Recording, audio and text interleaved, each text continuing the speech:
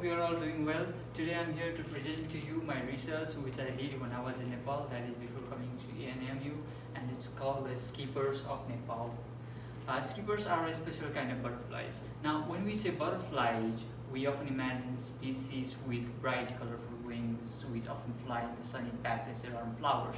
But skippers are not one of your typical butterflies, so much so that they were once considered not to be true butterflies and were hence placed under a different superfamily called Hesperoideae.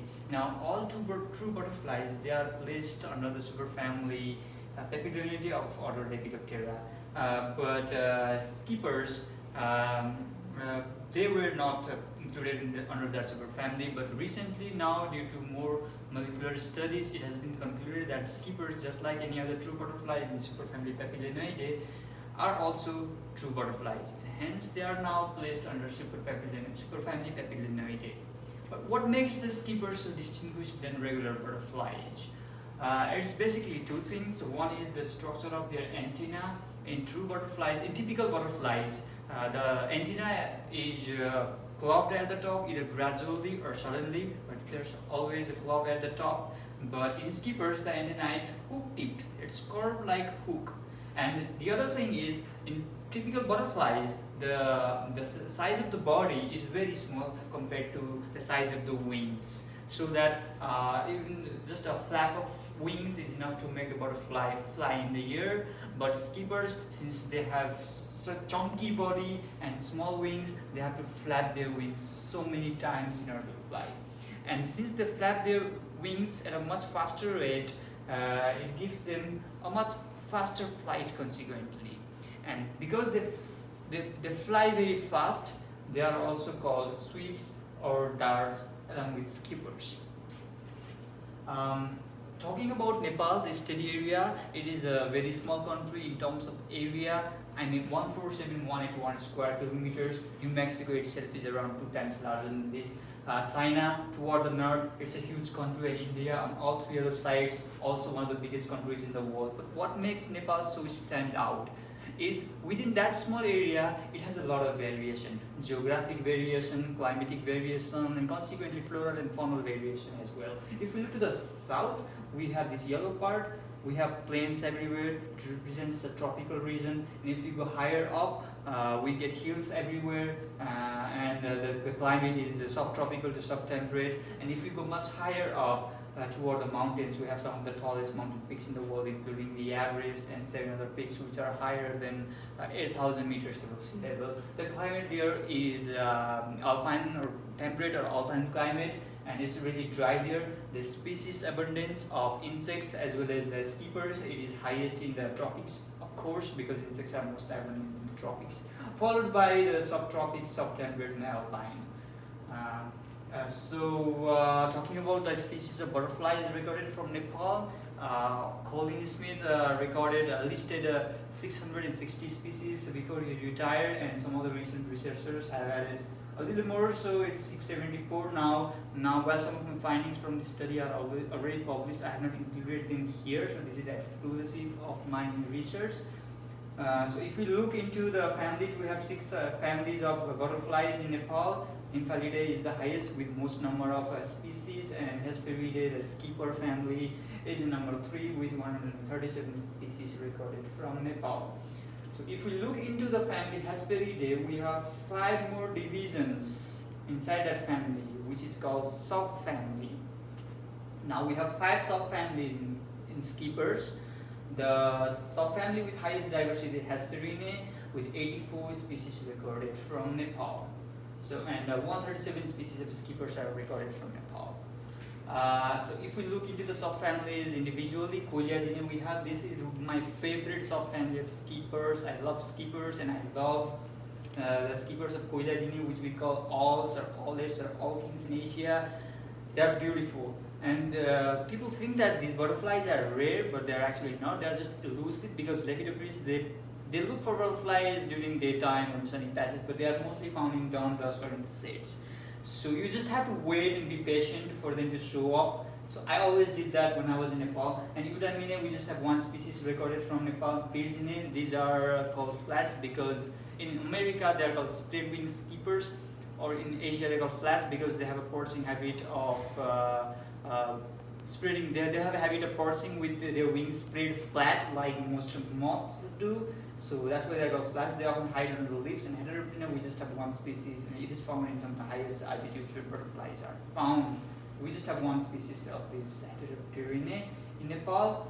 And Hesperinae, it is the most diverse family, and it is very hard to identify the species of Hesperinae. Number one, because they are very diverse. Number two, different species, they look same. Number three, same species can have a lot of variation. And it often requires analysis of male genitalia for the identification, because different species of insects are supposed to have different genitalia structures, so one species can only reproduce with its own kind. So Nazar has that until the advent of DNA barcoding. It's a different story. I wouldn't like to talk about DNA barcoding here. So taxonomists can use male genitalia to identify the species. So it's helpful in identifying Hesperinae. Like you can see here, these all are different species, even different genera, but they all look same. You know, the differences are very subtle. So sometimes you have to analyze their male genitalia, and even female genitalia looks same in many different species. Of male genitalia, it is unique.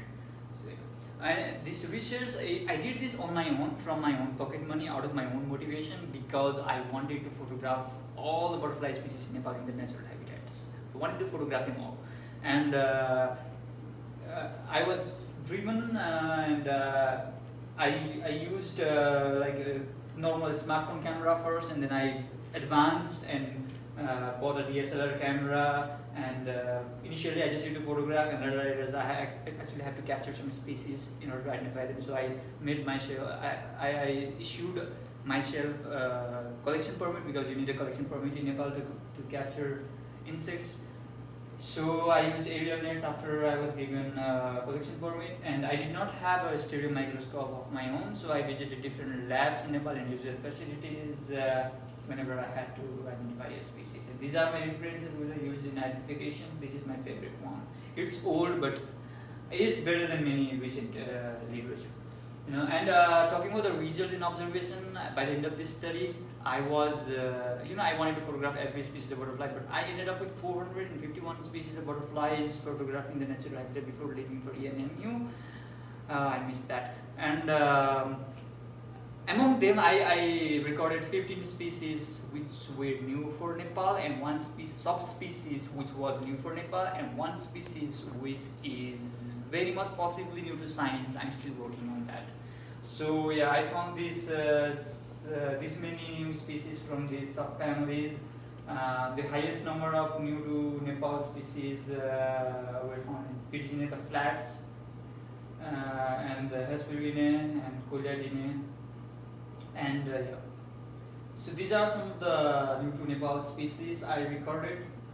This is found a few meters away from my house, and these are some flats. The flats. This is actually a range extension of the new to Nepal species, and these are the Hesperinae.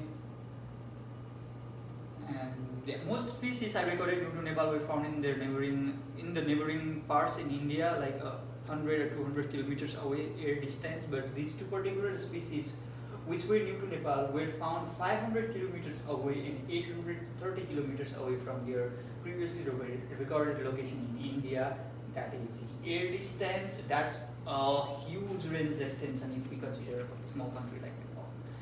And the sighting of Halpe Okma was also featured in Kantipur, one of the biggest national dailies of Nepal. I mean, everybody from Nepal would know what Kantipur is. It's huge in Nepal, and my article, my news, my discovery to be featured in the front page was a huge news. Just, he's our former Prime Minister, and just below the mugshot of our former Prime Minister. I would consider that really crazy. So talking about the new to science species which I mentioned earlier, I have tentatively named it's Selinurus pocharas. It's in Selinurus genus. And since it was found a few meters away from my house, which is in Pokhara, Nepal, I named it so. And first of all, I thought it was Selinurus spira when I photographed it and collected it. But while spreading, I noticed some difference, in its morphology. So I checked. This is the difference. This spot here, Selinurus spira, does not have the male, at least does not never has these spots here in the base of the forewing space, so on, but it had, so I got curious and I wanted to check its smells in Italy. And fortunately it was a male, and so upon analysis I found it's different also. The clasper that locks the female living copulation, it's different. The edicus that goes inside the female living copulation is also different. I still want to do the DNA analysis because C. pyra has already been calculated. The comparison would be really easy, but let's see what the experts say. If they say it's a new species, I may not have to. So yeah, Nepal is a small country with huge variation in climate, geography, vegetation. The more the number of vegetation species, plant species, more the number of butterfly species, because they feed different host plants as larvae, and the fact that most part of Nepal remains unexplored on account of rocky terrains, mountain, and so many factors. There's no transportation in some places.